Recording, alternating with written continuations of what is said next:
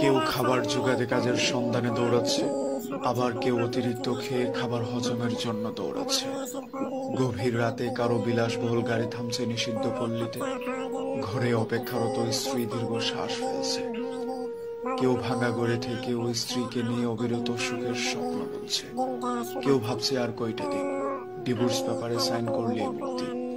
কেউ একটা সম্পর্ক টিকিয়ে রাখার জন্য রীতিমতো যুদ্ধ করে চলছে। কেউ সন্তান ডাস্টবিনে ফেলে দিয়ে দায় মুক্ত হতে চাইছে, কেউ একটা সন্তানের জন্য সারা জীবন হাহাকার করে যাচ্ছে। কেউ লাখ টাকার ডাইনিং টেবিলে বসেও তৃপ্তি সহকারে ভাত খেতে পারছে না। কেউ পেঁয়াজ কাঁচামরিচ কষিয়ে বগুড়াসে ভাত খেয়েছে।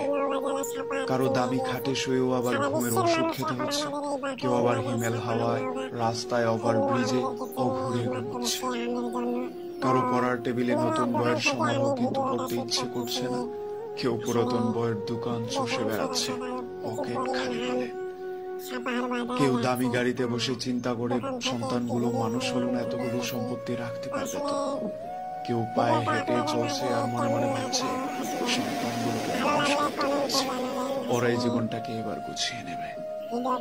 সত্যি নানান রঙের মানুষ, নানান রঙের স্বপ্ন, তবে শেষ ঠিকানা সেই 3.5 হাত মাটির নিচে।